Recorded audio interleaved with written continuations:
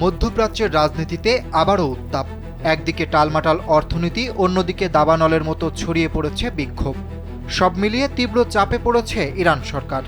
দেশের ভেতরে পরিস্থিতি সামাল দিতে যখন হিমশিম খাচ্ছে তেহরান, ঠিক তখনই সামনে এলো আন্তর্জাতিক অঙ্গনে গুরুত্বপূর্ণ এক কূটনৈতিক যোগাযোগ। ইরানের প্রেসিডেন্টকে সরাসরি ফোন করে গুরুত্বপূর্ণ পরামর্শ দিলেন রাশিয়ার প্রেসিডেন্ট ভ্লাদিমির পুতিন। যুদ্ধ বা সংঘাত নয়, বরং কূটনীতির পথেই সংকট মোকাবেলার আহ্বান জানালো ক্রেমলিন। গেল ২৮ ডিসেম্বর ইরানে বিক্ষোভ শুরুর পর এই প্রথমবারের মতো টেলিফোনে কথা বলেছেন রাশিয়ার প্রেসিডেন্ট ভ্লাদিমির পুতিন ও ইরানের প্রেসিডেন্ট মাসুদ পেজেশকিয়ান। দেশের মানুষের দৃষ্টিশক্তিকে সুরক্ষিত রাখার প্রত্যয় নিয়ে এলো সেফ এলইডি লাইট।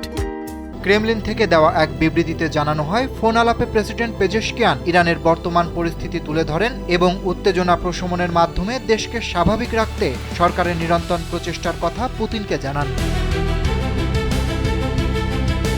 বিবৃতিতে আরও বলা হয়, বিক্ষোভকে কেন্দ্র করে ইরান ও মধ্যপ্রাচ্যে যে উত্তেজনা তৈরি হয়েছে তা দ্রুত কমিয়ে আনার বিষয়ে উভয় নেতা একমত হয়েছেন। যে কোনো উদীয়মান সংকট সামাল দিতে কেবল রাজনৈতিক ও কূটনৈতিক পথ অবলম্বনের উপর জোর দিয়েছেন তারা। একই সঙ্গে কৌশলগত বিভিন্ন খাতে ইরান রাশিয়ার পারস্পরিক সহযোগিতা ও প্রতিশ্রুতিমূলক সম্পর্ক আরও জোরদার করার অঙ্গীকারও পুনর্ব্যক্ত করা হয়। প্রায় ২০ দিন ধরে চলমান সরকার বিরোধী বিক্ষোভে রীতিমতো কেঁপে উঠেছে ইরান। ১৯৭৯ সালের ইসলামী বিপ্লবের পর গত ৪৭ বছরে এমন ব্যাপক ও সর্বব্যাপী আন্দোলনের মুখে কখনো পড়েনি ইসলামী প্রজাতন্ত্র। বিশ্লেষকদের মতে এই বিক্ষোভের মূল কারণ ভঙ্গুর অর্থনীতি এবং লাগামহীন মূল্যস্ফীতি। বছরের পর বছর অবমূল্যায়নের কারণে ইরানের জাতীয় মুদ্রা রিয়েল এখন বিশ্বের সবচেয়ে দুর্বল মুদ্রাগুলোর একটি।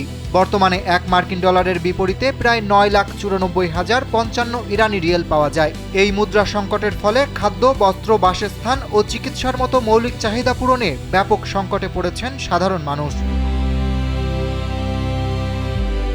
এই পরিস্থিতিতে গত ২৮ ডিসেম্বর মূল্যস্ফীতি ও জীবনযাত্রার ব্যয় বৃদ্ধির প্রতিবাদে তেহরানে বিভিন্ন বাজারে ধর্মঘটের ডাক দেন ব্যবসায়ীরা।